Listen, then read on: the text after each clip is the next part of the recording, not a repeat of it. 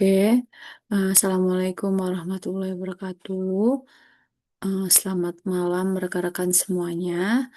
Kembali lagi bersama saya Tri Isniarti Putri yang akan menjelaskan tentang peran tugas dan fungsi PR dalam organisasi. Video bahan ajar ini dibuat untuk memenuhi tugas dari PKDP 2026, yakni peningkatan kompetensi dosen pemula seperti itu. Baiklah, pada kesempatan kali ini sesuai dengan CPMK dan CPL yang sudah saya buat di sini di meeting kedua, yakni saya akan mencoba untuk membahas tentang peran, tugas, dan fungsi PR dalam organisasi.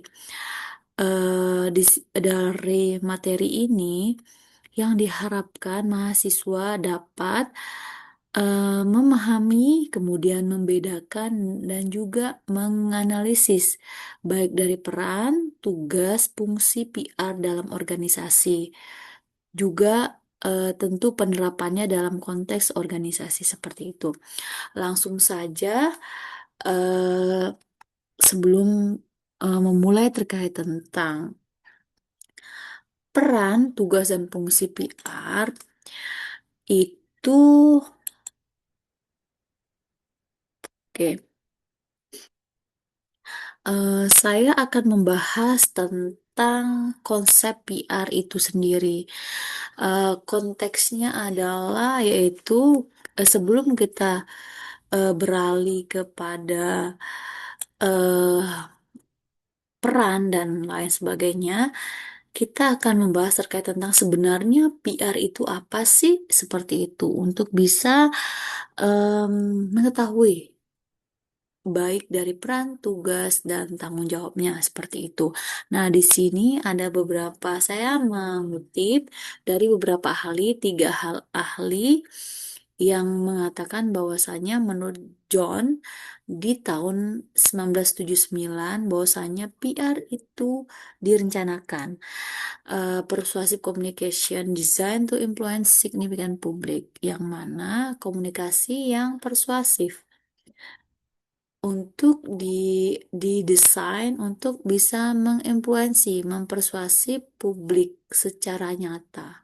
Kemudian dari Khatib Center Bloom 2019, 2009 itu nggak jauh beda sebenarnya bagaimana eh, fungsi manajemen yang dapat mengevaluasi publik baik dari sikap, kemudian mengidentifikasi setiap kebijakan, prosedur dari individu atau organisasi yang dengan public interest, yang mana tentu juga membuat planning, merencanakan strategi, program untuk mendapatkan attention dari publik seperti itu.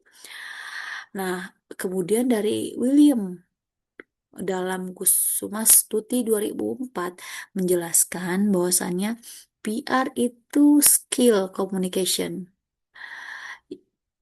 Jelas banget ya, konteksnya adalah bagaimana seorang PR itu mempunyai komunikasi yang apa ya, good skill communication seperti itu.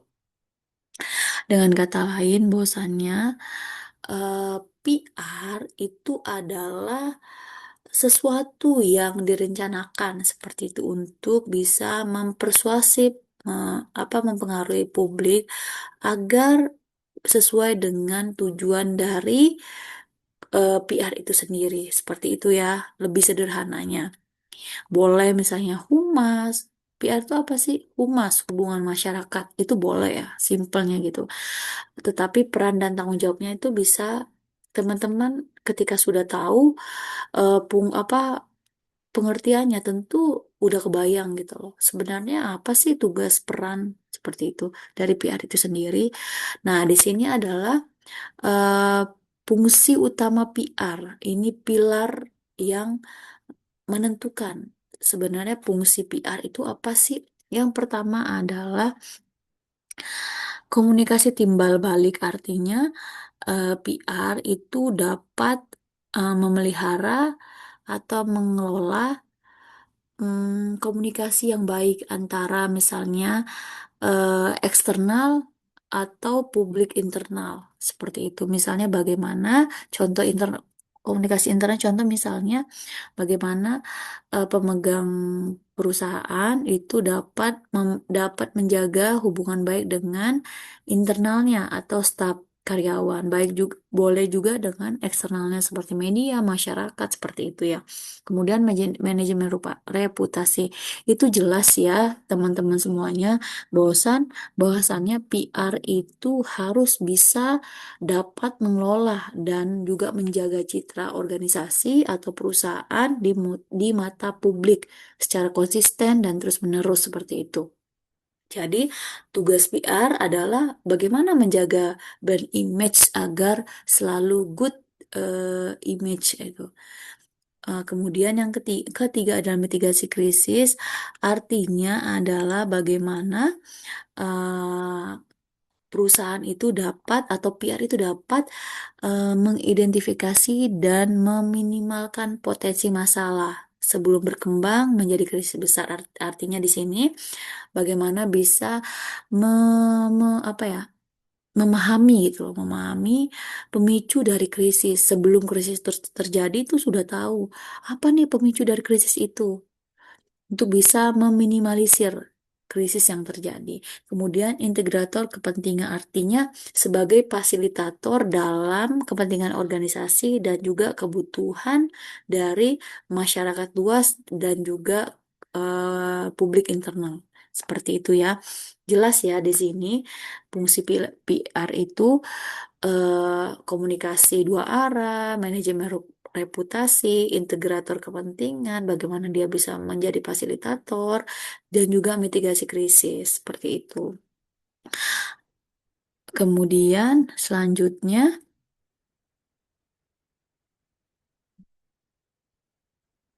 oke, di sini adalah tugas-tugas kunci praktisi PR.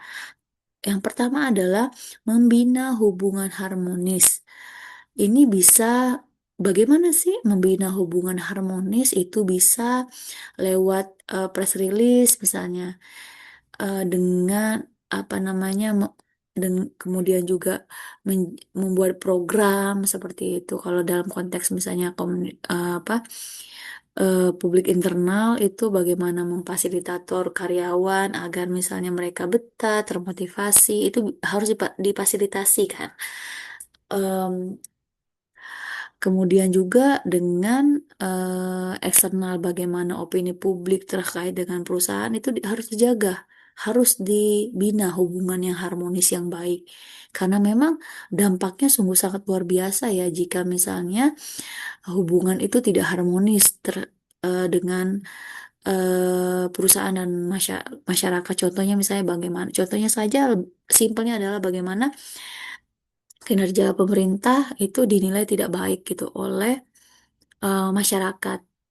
Seperti itu ya. Jadi imbasnya ketika misalnya programnya baik, karena memang brand image-nya itu buruk di mata masyarakat, otomatis semua citra tersebut, baik program dan sebagainya itu jelek-jelek aja gitu. Oleh karena itu, PR itu harus bisa menjaga hubungan baik dengan masyarakat, baik eksternal maupun publik internal.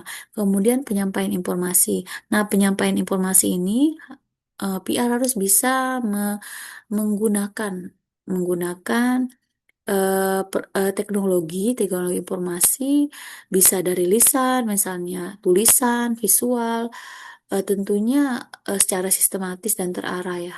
Kayak gitu. Jadi semua alat komunikasi itu digunakan untuk bisa menyampaikan informasi, mendiseminasikan apa yang menjadi tujuannya seperti itu. Tentunya ini juga masuk kepada bagaimana menjaga hubungan baik gitu antara publik internal dan eksternal.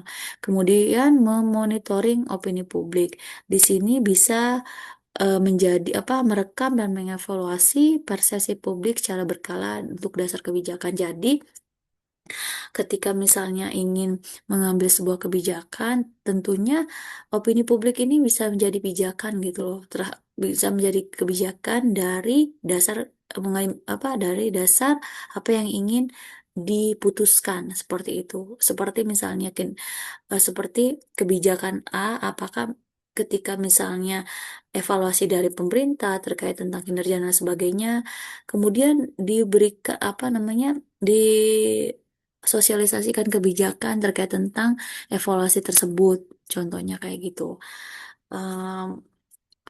Jadi misalnya dasar opini publik itu penting ya sebagai pijakan. Pijakan dari kebijakan, baik misalnya kebijakan pemerintah atau kebijakan dari sebuah organisasi perusahaan.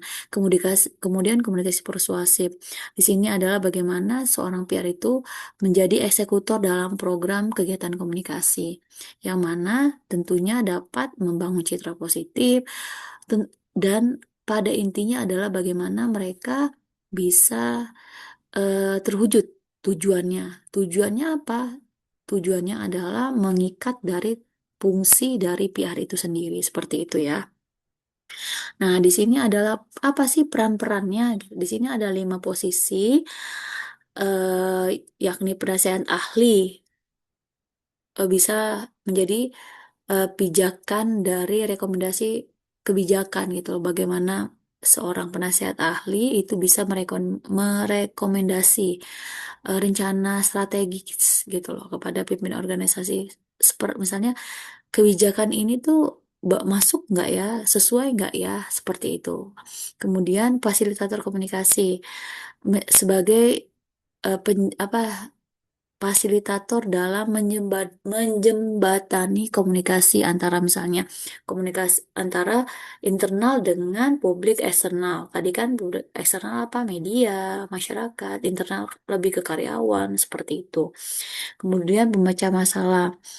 Di sini itu membantu manajemen mengidentifikasi dan menyelesaikan isu komunikasi. Artinya ketika misalnya eh, perusahaan itu terjadi krisis atau pem- ada pemicu krisis itu sudah bisa diidentifikasi, sudah bisa terlihat, wah pemicu ini tuh bisa jadi krisis ya. Seperti itu contohnya ketika misalnya kinerja pemerintah itu buruk, seperti itu sebelum buruk, misalnya eh, apa namanya, ini programnya baik, tetapi bagaimana sih, tetapi terlihat bahwasannya juru bicaranya itu kurang bagus nih, kalau misal juru bicara kurang bagus nih, kemudian ketika juru bicara yang kurang bagus otomatis harus diganti ya, karena salah satu misalnya gejala dari gejala atau pemicu krisis, contohnya sederhananya banyak sebenarnya. Kemudian teknisi komunikasi, yaitu sebagai eksekutor dalam kegiatan komunikasi. Kegiatan komunikasinya bisa apa aja ya. Kemudian evaluator program. Nah, di sini evaluator program bagaimana bisa mengevaluasi program dari eksekusi dari kegiatan komunikasi itu sendiri. Jadi bisa PR itu bisa menangkap semuanya dari konseptor, pemegang kebijakan, merekomendasikan apa nama arahan sampai kepada tahap evaluasi program seperti itu. Nah, dari 5 peran ini itu di breakdown menjadi 2 gitu. Lebih simpelnya peran manajerial dan peran teknis seperti itu ya.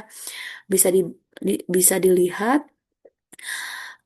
bisa terlibat dalam pengambilan kebijakan dari yang mana memungkinkan pelaksanaan fungsi manajerial seperti itu ya. Peran ini memerlukan kepala PR berada di level manajemen. Jadi konteksnya PR itu apa ada atasannya seperti itu ya. Kemudian ada yang mengeksekusi kegiatan komunikasinya seperti itu. Jadi sangat strategis ya peran utama PR ini dari konteks ke manajerialnya sampai pada konteks eksekutornya seperti itu. Kemudian 4 peran kunci PR itu menurut Ruslan itu komunikator dan mediator. Tadi sudah dijelaskan sebenarnya bagaimana seorang PR itu dapat berperan sebagai jembatan yang menghubungkan institusi dengan para pemangku kepentingan. Jadi harus bisa karena seorang komunikator, mediator tentu harus tahu siapa misalnya apa siapa komunikannya, backgroundnya seperti apa, karena memang ia adalah seorang yang seorang yang mampu menjadi fasilitator dalam kegiatan komunikasi. Kemudian pemelihara hubungan tadi bagaimana misalnya menjaga hubungan baik dengan internal, eksternal, seperti itu, yang mana bisa menguntungkan kedua belah pihak. Kemudian yang ketiga adalah fungsi pendukung manajemen, artinya untuk bisa menerapkan kebijakan-kebijakan atau tugas-tugas manajemen, biar itu menjadi faktor keberhasilan dalam manajemen, seperti itu ya. Kemudian pencipta citra perusahaan. Kok di sini bagaimana PR itu dapat menjaga, mengelola brand image dengan baik seperti itu. Eh, Ketika sedang krisis, bagaimana nih mengembalikan perusahaan itu baik gitu di mata publik kembali seperti itu. Sama halnya dengan tadi kinerja pemerintah misalnya, kinerja pemerintah buruk, wah, padahal programnya bagus. Nah, kemudian bagaimana nih kiat atau strategi PR untuk bisa membuat publik itu percaya lagi dengan itu loh, kinerja pemerintah. Itu tugas PR salah satunya lebih simpelnya. Kemudian ruang lingkup kerja PR itu komunikasi internal, membangun loyalitas dan budaya organisasi seperti ke staf, bagaimana bisa mereka betah, misalnya kan, bagaimana mereka bisa merasa merasa diakomodir dari setiap keluhan-keluhan dari karyawan, seperti staf dan karyawan. Kemudian komunikasi eksternal, bagaimana bisa menjaga hubungan baik dengan media, misalnya dengan masyarakat, seperti itu, dan menjaga persepsi publik itu baik gitu terhadap perusahaan atau organisasi. Kemudian manajemen krisis tadi sudah ya jelaskan melindungi reputasi selama situasi sulit. Bagaimana mereka bisa menjaga citra gitu, meskipun krisis tapi citranya tetap baik di mata publik. Kemudian riset komunikasi artinya fondasi untuk pengambilan keputusan. Di sini juga bisa ya bagaimana misalnya strategi PR yang dijalankan misalnya organisasi itu bisa menjadi pijakan atau pondasi dalam pengambilan keputusan.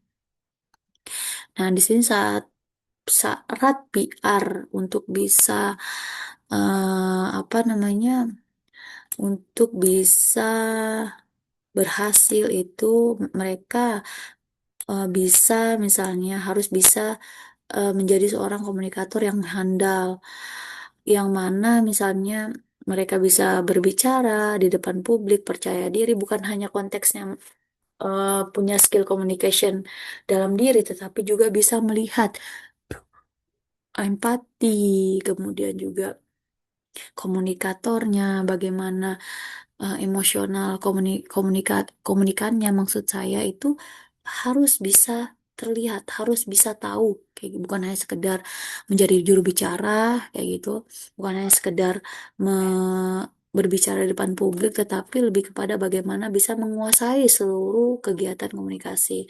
Kemudian literasi media, tahu, mempunyai pengetahuan terkait tentang apa terkait tentang isu terkini itu, kemudian juga sesuai dengan tujuannya atau tren industri terkini juga.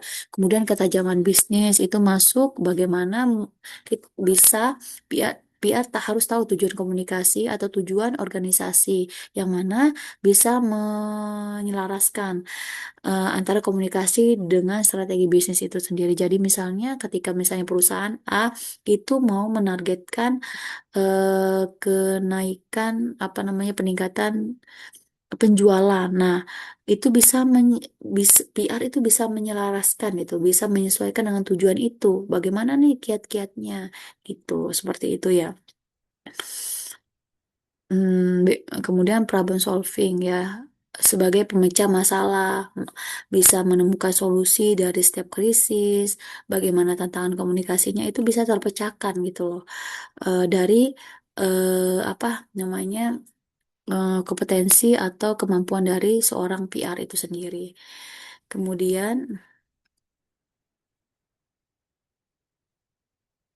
di sini internal dan eksternalnya, sebentar. Nah, di sini itu, oke, di sini saya membagi dua. Konteksnya adalah kalau misalnya internal itu misalnya tugas-tugasnya, kalau manajemen humas, manajerialnya seperti apa sih gitu loh, ngapain aja sih mereka? Ya, manajerial fokus pada kebijakan internal organisasi dan pembinaan hubungan antara karyawan, memastikan iklim kerja yang kondusif dan budaya organisasi yang kuat. Konteksnya di sini adalah kerja. Ngapain sih PR kok dalam konteks internal ngapain aja sih dia? Nah, di sini menjaga hubungan baik, komunikasi antar karyawan seperti itu. Kemudian pada konteks PR fokus pada citra dan strategi komunikasi keluar. Yang mana misalnya membangun hubungan media dan pers, citra dan reputasi publik sampai kepada tahap strategi komunikasi eksternal. Walaupun sebenarnya sama ya, PR ya sama, sama kayak humas. Cuman di sini dibedakan konteksnya adalah kerjanya. Kerjanya ketika di internal seperti apa, kemudian ketika misalnya eksternal itu seperti apa, itu bisa dilihat, kelihatan di sini. Kayak gitu, biar tidak membingungkan tadi ya. Kemudian masa depan PR itu dari pendukung yang tadi, dari pendukung manajemen bergeser gitu loh menjadi inti dari pengambilan keputusan itu jelas ya karena memang eh, kerja PR itu bukan hanya sebatas menggiring opini publik, menjaga citra, tetapi bagaimana menjadi pondasi ketika misalnya pondasi dari pengambilan keputusan di perusahaan itu sendiri ketika misalnya bersih tegang, misalnya contohnya internal, contoh internal ya, bersih tegang dengan karyawan, adanya demo dan sebagainya. Nah, itu bisa apa namanya? Bisa dibuat bagaimana nih strateginya, perencanaannya bagaimana sih itu. Kenapa misalnya terjadi demo di karyawan itu sendiri? Tentu PR itu jadi fasilitator itu gitu loh. Apa? Oh, ternyata misalnya tidak dipenuhi kesejahteraannya, otomatis itu menjadi apa namanya fondasi dalam pengambilan keputusan. Apakah misalnya karyawan ini harus dinaikkan gajinya, disejahterakan, contohnya seperti itu. Kemudian adaptasi digital, tentu PR itu dapat harus memanfaatkan teknologi eh, dari di beberapa atau seluruh platform digital karena memang kegiatannya kan komunikasi tentu real time otomatis untuk bisa apa menjaga hubungan baik kemudian seperti itu ya misalnya kemudian pengawal transparansi itu jelas ya bagaimana misalnya seorang PR itu dapat menggiring gitu menjadi penjaga akuntabilitas dan transparansi organisasi di informasi terbuka. Itu boleh juga, maksudnya itu juga erat kaitannya ya dengan misalnya e-government seperti itu, bagaimana eh, transparansi apa APBN seperti itu, misalnya ngapain aja itu bisa kelihatan. Nah, itu tim PR itu yang apa namanya yang bertugas seperti itu, Mas. Kemudian apa lagi?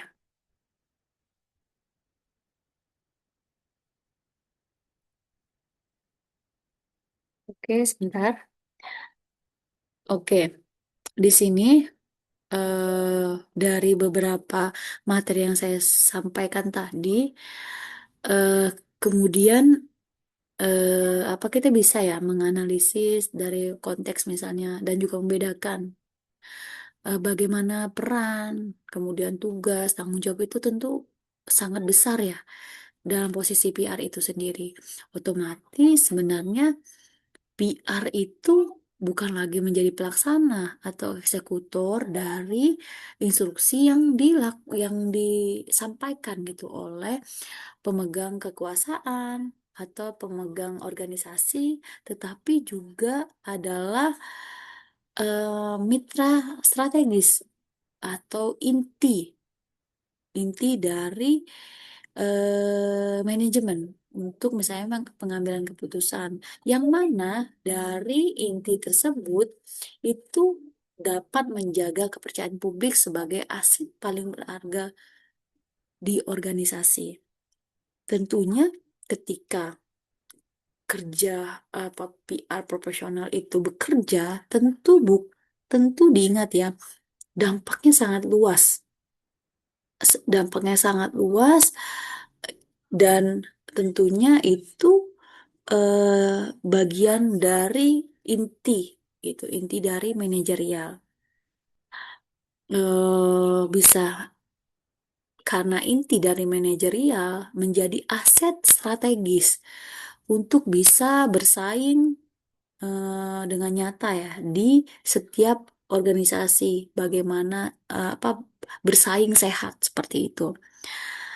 Kemudian mitra manajemen konteksnya adalah dari pelaksana menjadi konsultan strategis di meja pimpinan. Boleh konteksnya boleh misalnya PR itu sebagai konsultan punya lembaga tersendiri kayak gitu ya.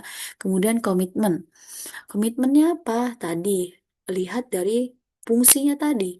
Manajemen krisis, opini publik, tadi kan bagaimana menjaga keharmonisan, harmonis dalam setiap apa publik internal atau eksternal, yang mana tentunya PR adalah big PR bukan hanya eh, apa namanya berbicara, tetapi bagaimana bisa menyelaraskan antara apa apa antara strategi sampai pada tahap evaluasi dari kegiatan komunikasi. Itu aja dari saya. Terima kasih. Mudah-mudahan teman-teman bisa atau dapat memahami dari setiap apa yang saya jelaskan. Bagaimanapun PR itu sangat berat peran dan tugasnya. Untuk itu, teman-teman mudah-mudahan bisa menjadi di kemudian hari nanti bukan hanya mampu membedakan dan menganalisis pada penerapannya, tetapi juga mampu mengaplikasikan kerja PR secara proporsional yang baik dan eh, apa yang baik dan luar biasa. Itu aja dari saya. Terima kasih. Mudah-mudahan pemahaman ini bisa membuka hasanah hasanah keilmuan terkait tentang peran, fungsi dan tugas PR. Cukup itu aja dari saya. Saya tutup. Wassalamualaikum warahmatullahi wabarakatuh. Terima kasih semuanya.